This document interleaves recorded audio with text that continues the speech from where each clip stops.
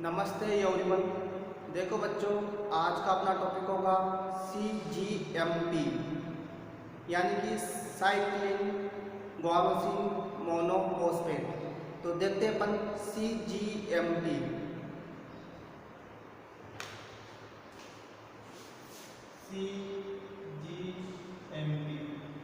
यानी कि cyclin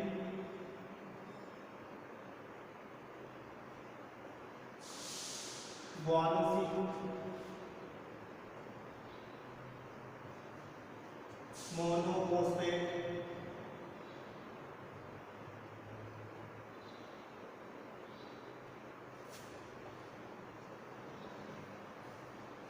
cyclin guanosine monophosphate. इस CGMP का निर्माण GDP से होता है। GDP से निर्माण होगा इसका, और यह CGMP CAMP के विपरीत कार्य करता है। यानी कि CGMP और CAMP एक दूसरे के अपोजिट काम करते हैं। जैसे किसी क्रिया को CAMP बढ़ाएगा तो उस क्रिया को CGMP कम करता है। जो CGMP एक प्रकार का न्यूक्लियोटाइड होता है। न्यूक्लियोटाइड यानी कि CGMP क्या होगा, एक प्रकार का न्यूक्लियोटाइड होता है। तो किस प्रकार बनता है CGMP and GDP and guanosine triphosphate? टूटेगा साइक्लेज एंजाइम की उपस्थिति में, और क्या बताएगा CGMP यानी कि साइक्लिन गुआनोसिन मोनोफॉस्फेट का निर्माण करता है। तो देखो आप, जैसे कि एपिनेफ्रिन हार्मोन होगा, एपिनेफ्रिन हार्मोन। एपिनेफ्रिन हार्मोन हृदय सेल्स के अंदर यानी हृदय की कोशिकाओं में CAMP की मात्रा बढ़ाता है। CAMP की मात्रा को बढ़ाएगा, जिससे क्या होगी, हृदय धड़कन तेज। यानी कि CAMP ने क्या किया, हृदय धड़कन को तेज किया। इसने किया काम, एपिनेफ्रिन हार्मोन ने हृदय सेल्स में CAMP की मात्रा को बढ़ा दिया, जिससे हृदय धड़कन क्या हो गई, तेज हो गई। इसी प्रकार एसिटोकाइनिन हार्मोन भी किस पर एक्ट करेगा, हृदय सेल्स पर, हृदय सेल्स में काम करेगा। एसिटोकाइनिन हार्मोन हृदय सेल्स में काम करेगा और ये किसकी मात्रा बढ़ाएगा, CGMP की मात्रा को बढ़ाता है। जैसे ही CGMP की मात्रा बढ़ेगी, तो मैंने बोला था आपसे, दोनों हार्मोन एक दूसरे के विपरीत काम करते हैं। तो इसने यानी CAMP ने हृदय धड़कन तेज की, CGMP क्या करेगा, हृदय धड़कन कम कर देगा। यानी कि एक हार्मोन यानी एपिनेफ्रिन हार्मोन हृदय धड़कन को बढ़ाएगा, जबकि एसिटोकाइनिन हार्मोन हृदय धड़कन को कम करेगा। एपिनेफ्रिन हार्मोन बढ़ाने का काम करता है CAMP, यानी जैसे जैसे CAMP की मात्रा बढ़ती जाएगी, वैसे वैसे हृदय धड़कन बढ़ती जाएगी। और बढ़ी हुई मात्रा को कम करने के लिए कौन सा हार्मोन, एसिटोकाइनिन हार्मोन। जैसे जैसे एसिटोकाइनिन हार्मोन की मात्रा बढ़ेगी, CGMP की मात्रा बढ़ेगी, और CGMP की मात्रा बढ़ी हुई मात्रा क्या कर देगी, हृदय धड़कन को कम कर देगी। तो देखो आप इसमें CGMP की निर्माण में कैल्शियम आयन की महत्वपूर्ण भूमिका होती है। यानी कि इसका निर्माण इसके द्वारा होगा कैल्शियम, यानी कैल्शियम आयन प्रेजेंट होगा तब CGMP का निर्माण होगा। और इसी की उपस्थिति में इस पर काम करने वाले एंजाइम सक्रिय होंगे। अगर कैल्शियम आयन की मात्रा कम है तो इस पे CGMP पे काम करने वाले हार्मोन्स प्रभावी रहते हैं। जैसे जैसे कैल्शियम आयन की सांद्रता बढ़ेगी तो ये कैल्शियम आयन साइक्लेज एंजाइम को सक्रिय करेगा। जब साइक्लेज एंजाइम सक्रिय होगा तो साइक्लेज एंजाइम किसका निर्माण करेगा? CGMP का। तो CGMP का निर्माण होगा और CGMP क्या करेगा? अपने कार्यों में क्रियाशीलता लाएगा, यानी कि अपने कार्यों को बढ़ा देगा। तो इसके बाद देखते हैं अपन नेक्स्ट टॉपिक, कैल्शियम आयन एक संदेश वाहक के रूप में।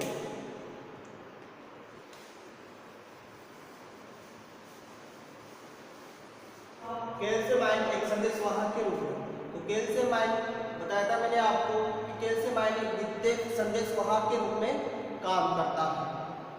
प्राथमिक संदेश वाहक के रूप में हार्मोन काम करेगा। तो कैसे काम करेगा कैल्शियम द्वितीयक संदेश वाहक के रूप में? तो देखते हैं अपन अंतःस्रावी ग्रंथि यानी कि एंडोक्राइन ग्लैंड। एंडोक्राइन ग्लैंड क्या स्त्राव करेगी, यानी किसका स्त्राव करती है? हार्मोन का। जैसे ही हार्मोन का स्त्राव होगा, ये हार्मोन कहाँ पर काम करेगा? कोशिका झिल्ली यानी सेल मेम्ब्रेन पर। तो सेल मेम्ब्रेन पर क्या करता है? काम करता है। तो सेल मेम्ब्रेन पर जैसे ही पहुंचेगा है तो वहां पर द्रव्य में प्रेजेंट कैल्शियम आयन क्या हो जाएगा? एक्टिव हो जाएगा और ये कैल्शियम आयन साइक्लेज एंजाइम को सक्रिय करेगा। तो साइक्लेज एंजाइम क्या करता है? कोशिका के अंदर यानी कोशिका द्रव्य में पड़े हुए GDP को क्या करेगा? CGMP में कन्वर्ट करेगा, यानी गुआनोसिन ट्राइफॉस्फेट को किसमें बदल देगा? साइक्लिन गुआनोसिन मोनोफॉस्फेट के अंदर कन्वर्ट कर देगा, यानी उसमें बदल देता है। यानी कि CGMP के निर्माण में महत्वपूर्ण भूमिका किसकी होती है? कैल्शियम आयन की।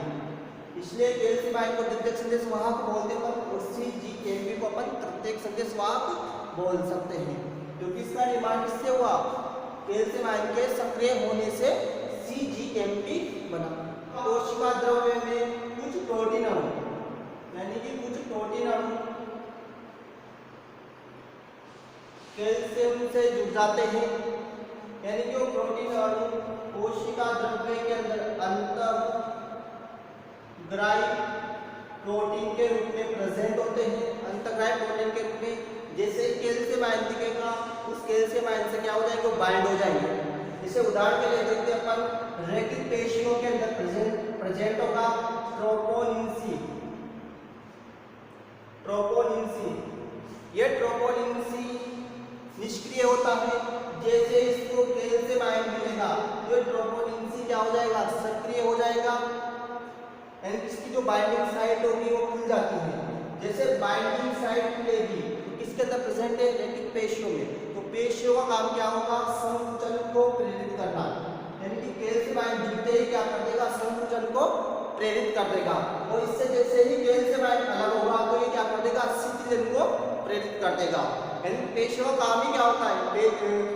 मसल्स में संकुचन व शिथिलन को प्रेरित करना। तो इसमें सबसे बड़ा योगदान किसका होता है? कैल्शियम आयन का सबसे बड़ा योगदान होगा इसमें। जैसे कि आपको यूकेरियोटिक कोशिका के रूप में बता दूं,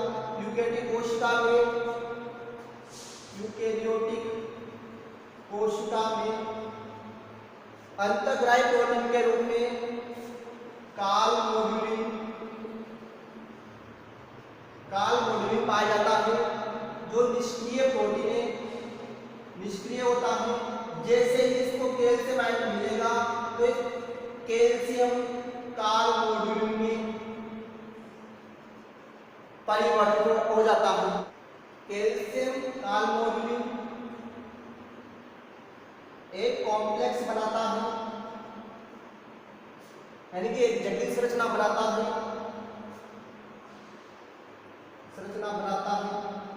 यह कॉम्प्लेक्स विभिन्न एंजाइमों का सक्रियण करती है। जो देखेंगे अपन किस प्रकार सक्रियण करती है काल मॉड्यूलिन विभिन्न एंजाइमों को। तो देखते हैं काल मॉड्यूल जो यूकेरियोटिक कोशिका के अंदर अंतर्ग्राही प्रोटीन के रूप में पाया जाता है।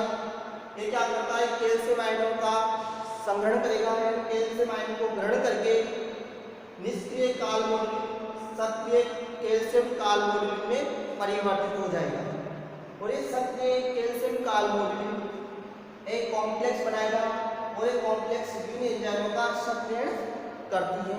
तो कौन कौन से एंजाइमों का सक्रियण करते हैं कैल्शियम काल मॉड्यूल, देखते हैं अपन रिकॉर्ड कैल्शियम काल मॉड्यूल इन सभी एंजाइमों का सक्रियण करता है। जैसे फोस्फोडाइएस्टर नॉन का सक्रियण करेगा, एडेनाइल एक्साइक्लेज, गुआनाइल एक्साइक्लेज, कैल्शियम डिपेंडेंट काइनेज, न्यूरोट्रांसमीटर यानी जो सूचनाओं का संचरण करते हैं न्यूरोट्रांसमीटर कहलाते हैं। यानी कि तंत्रिका दूसरी तंत्रिकाओं में जब सूचनाओं का ट्रांसफर करती है, जिनके द्वारा सूचनाओं का संचरण किया जाता है, उस द्रव को उस लिक्विड को न्यूरोट्रांसमीटर कहते हैं। गुआनाइल एक्साइक्लेज ये CGMP के निर्माण में भाग लेता है, उसको बनाता है। फोस्फो रिलेज फोस्फेट का क्या करेगा, रिलीज करेगा, फोस्फेट को निकालता है, रिलीज करवाता है फोस्फेट को। मेम्ब्रेन फोस्फो रिजेक्शन को एक्टिवेट करेगा, फोस्फो रिलीज काइनेज का सक्रियण करेगा। इसके अलावा मायोसिन चेन को भी एक्टिव करेगा, कि मसल्स कॉन्ट्रैक्शन में बताया मैंने आपको, उसमें सहायता करता है। फोस्फोडाइएस्टर बंध के निर्माण में भी सहायता करेगा। तो इन सभी एंजाइमों का सक्रियण काल मॉड्यूल कैल्शियम काल मॉड्यूल प्रोटीन के द्वारा किया जाता है। इसके बाद अपन नेक्स्ट टॉपिक होगा अभिसारी व अपसारी प्रतिक्रिया।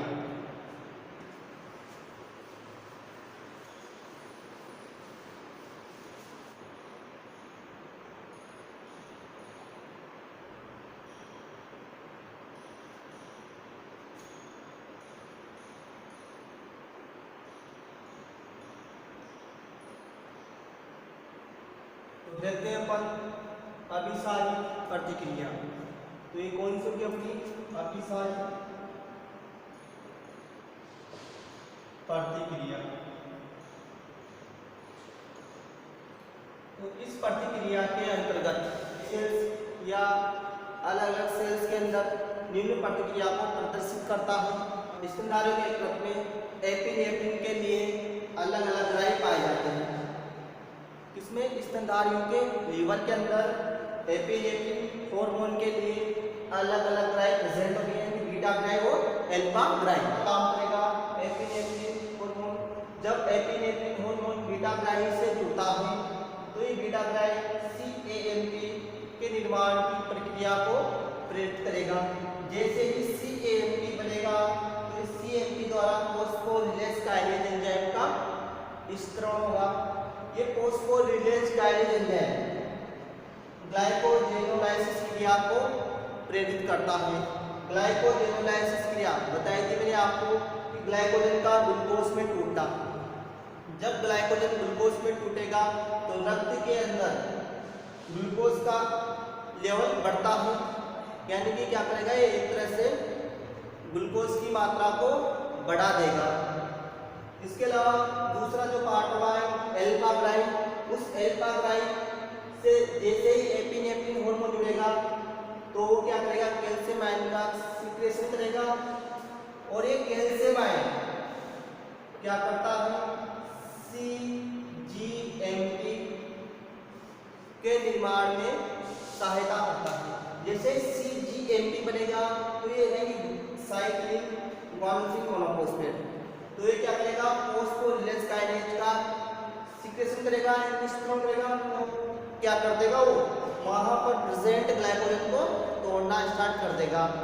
जैसा कि आपको पता होगा कि यकृत के अंदर भोजन ग्लाइकोजन के रूप में संचित होता है, यानी कि यकृत यानी कि लीवर के अंदर प्रचुर मात्रा में ग्लाइकोजन पाया जाता है। तो उस ग्लाइकोजन को तोड़ना है, उस तोड़ने के लिए बीटा ग्राही और अल्फा ग्राही पाए जाएंगे। इनके द्वारा CAMP और कैल्शियम आयन क्या करेगा, CGMP का स्त्राव करेगा। तो उनसे क्या होगा, फोस्फोरिलेज काइनेज एंजाइम का स्तर होगा दोनों से ही। और ये क्या करेंगे, ग्लाइकोजेनोलाइसिस, यानी कि ग्लाइकोजेनोलाइसिस यानी ग्लाइकोजन को तोड़कर ग्लूकोज बना देंगे। जैसे ग्लूकोज बनेगा तो ग्लूकोज का लेवल बढ़ता है, यानी इस प्रोसेस द्वारा यानी कि इस एपिनेफ्रिन हार्मोन ने क्या किया, ग्लूकोज के लेवल को बढ़ा दिया। तो देखा अपन ने कि इस प्रक्रिया को यानी कि दोहराते इन दोनों प्रक्रियाओं में एक ही काम हुआ, इसका ग्लूकोज का लेवल बढ़ा, तो इसलिए इसको बोलते हैं अभिसारी प्रतिक्रिया, क्योंकि एक ही काम हुआ। अगर अलग अलग काम होते तो उसे बोलते हैं अपसारी प्रतिक्रिया। तो देखते हैं अपन अपसारी प्रतिक्रिया। तो इस प्रतिक्रिया के अंतर्गत क्या होगा, जैसे कि पेनक्रियास ग्लैंड या अग्नाशय ग्रंथि द्वारा एपिनेफ्रिन हार्मोन का स्त्रवण होगा। तो यह एपिनेफ्रिन हार्मोन सलाइवरी ग्लैंड में लाल ग्रंथि पर कार्य करेगा। तो लाल ग्रंथि में दो ग्राही प्रेजेंट होंगे, अल्फा ग्राही और बीटा ग्राही। तो इनमें से अल्फा ग्राही के द्वारा कैल्शियम आयन का स्त्रवण होगा और कैल्शियम आयन CGMP के निर्माण की प्रक्रिया को प्रेरित करता है, जिससे क्या होगा, सीक्रेशन ऑफ सलाइवा यानी लार का स्त्रवण होगा। यानी कि अल्फा ग्राही ने क्या किया, लार का स्त्रवण किया, और जैसे ही बीटा ग्राही सक्रिय होगी तो इस बीटा ग्राही से CAMP का स्त्रवण होगा, और ये CAMP एमाइलेज के सिक्रेशन को प्रेरित करती है। यानी कि एमाइलेज लाल ग्रंथि के अंदर पाया जाने वाला एंजाइम होता है जो स्टार्च का पाचन करता है। यानी कि एमाइलेज को तो किसने बनाया, बीटा ग्राही ने, और सलाइवा को किसने बनाया, अल्फा ग्राही ने। तो इस प्रकार एक ही हार्मोन द्वारा दो भिन्न क्रियाओं को प्रेरित किया जाता है, इसलिए इसको बोलते हैं अपसारी प्रतिक्रिया। इसके बाद अपन देखते हैं नोट।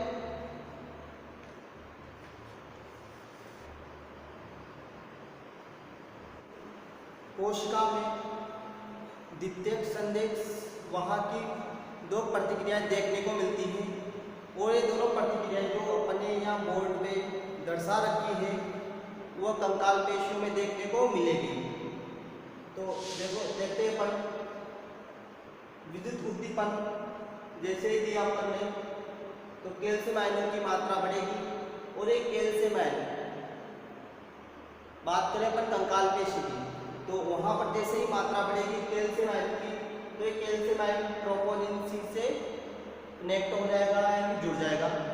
जैसे ही ट्रोपोनिन C से जुड़ेगा तो ये वहाँ पर प्रेजेंट एक्टोमाइसिन एटीपीएस तो क्या कर देगा, सक्रिय कर देगा। जैसे एक्टोमाइसिन एटीपीएस सक्रिय होगी वो तो उससे क्या होगा, मसल्स कॉन्ट्रैक्शन होगा। मैंने बताया था आपको, जैसे ही ट्रोपोनिन C कैल्शियम आयन से जुड़ता है तो क्या करता है, मसल्स कॉन्ट्रैक्शन को प्रेरित करता है, और जैसे ही ट्रोपोनिन C कैल्शियम आयन से अलग होता है तो मसल्स क्या होगी, रिलैक्स होगी।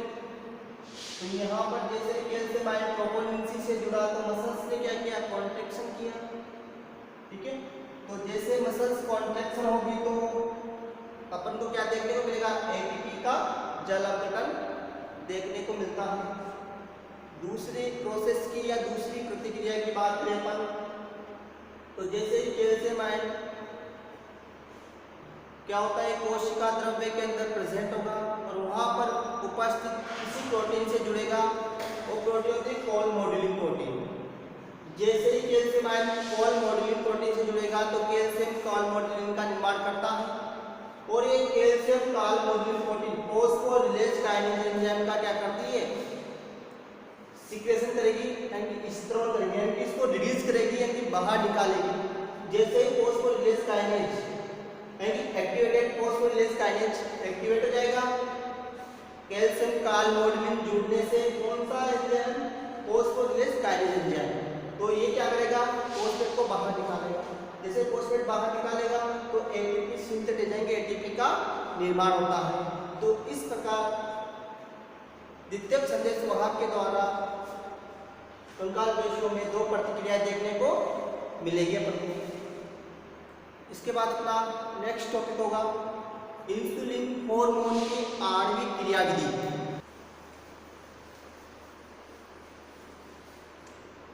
देखते हैं अपन इंसुलिन हार्मोन की आणविक क्रियाविधि।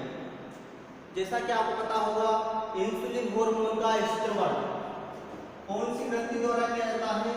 अग्नाशय ग्रंथि द्वारा। अग्नाशय ग्रंथि क्या करती है? इंसुलिन हार्मोन का स्त्रवण करती है। और ये इंसुलिन हार्मोन का स्त्रवण अग्नाशय ग्रंथि के अंदर उपस्थित बीटा सेल्स यानी कि बीटा कोशिका ही क्या करती है? इंसुलिन हार्मोन का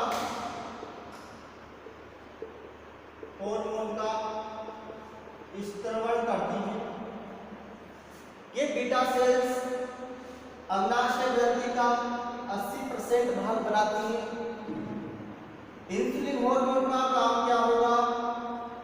जब अपन भोजन करते हैं तो भोजन के अंदर यानी भोजन में ग्लूकोज होगा और ग्लूकोज का जैसे ही रक्त में लेवल बढ़ेगा तो इस अग्नाशय ग्रंथि द्वारा और इस अग्नाशय ग्रंथि की भी बीटा कोशिका द्वारा इंसुलिन हार्मोन का स्त्रवण होता है। और यह इंसुलिन हार्मोन इस ग्लूकोज को ग्लाइकोजन में बदलता है। और ग्लाइकोजन में बदलने के बाद इस ग्लाइकोजन को स्टोर करने के लिए या तो यकृत में डालेगा यानी या तो यकृत में संचित करवा देगा या फिर मसल्स यानी पेशियों के अंदर संचित करवाता है। ग्लाइकोजन को यकृत या पेशियों के अंदर संचित करवाता है insulin hormone. Insulin hormone glucose को बदलता है ग्लाइकोजन में यानी कि रक्त के अंदर बढ़ी हुई ग्लूकोज की मात्रा को कम करने का काम करता है। ग्लूकोज के लिए आरबीसी यानी रेड ब्लड सेल्स और मस्तिष्क कोशिका यानी कि बिना हार्मोन की सूचना के ही ग्रहण कर लेते हैं ग्लूकोज को। क्यों? क्योंकि इनकी जो झिल्ली होगी इनकी प्लाज्मा झिल्ली होती है वो ग्लूकोज के लिए पारगम्य होती है। तो यहाँ पर है कि आरबीसी के अंदर और मस्तिष्क के अंदर हार्मोन की सूचनाओं का इंतजार नहीं करना पड़ता एंड ग्लूकोज डायरेक्ट आरबीसी और मस्तिष्क कोशिकाओं में प्रवेश कर जाता है क्योंकि इनकी झिल्ली ग्लूकोज के लिए पारगम्य होती है। और इसके अलावा यह इंसुलिन हार्मोन प्रोटीन संश्लेषण को आरएनए के निर्माण की क्रिया को भी प्रेरित करता है। आरएनए व प्रोटीन संश्लेषण के निर्माण की प्रक्रिया को प्रेरित करेगा। इंसुलिन के अल्प स्त्रवण से होने वाले रोग। जब इंसुलिन हार्मोन का अल्प स्त्रवण होगा तो उससे रक्त के अंदर ग्लूकोज की मात्रा बढ़ जाती है। तो जैसे ग्लूकोज की मात्रा बढ़ेगी तो यूरिन में यानी कि मूत्र में शर्करा की मात्रा अधिक हो जाएगी। तो इस रोग को बोलते हैं अपन डायबिटीज मेलिटस।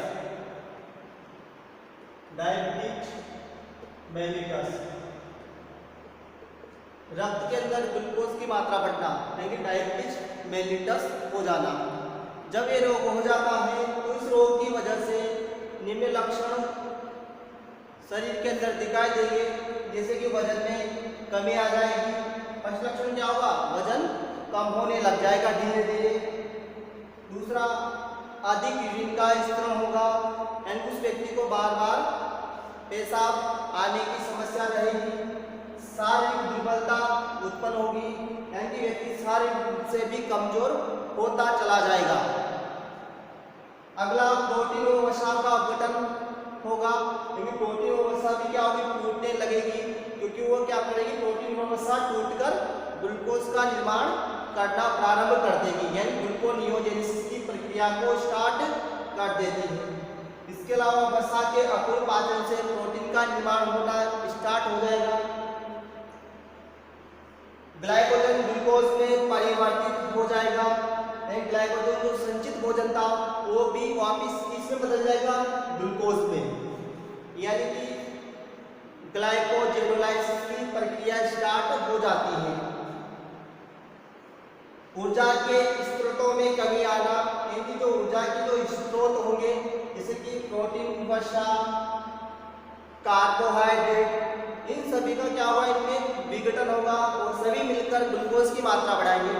तो धीरे धीरे क्या होगी, ऊर्जा के स्रोत भी कम होने लग जाएंगे। अगला, ग्लूकोज की मात्रा के बढ़ने से विभिन्न अंग प्रभावित होंगे। जैसे जैसे शरीर में ग्लूकोज की मात्रा बढ़ेगी इंसुलिन हार्मोन की कमी से, तो इसकी वजह से शरीर के अंदर मस्तिष्क, हृदय, किडनी, इन सभी अंग क्या होंगे, क्षतिग्रस्त होंगे, यानी काम करना कम कर देंगे। मस्तिष्क भी क्या होगा, प्रभावित होगा, हृदय प्रभावित होगा और किडनी भी प्रभावित होगी। इसके बाद देखते हैं अपन इंसुलिन के अतिस्रवण से होने वाले रोग।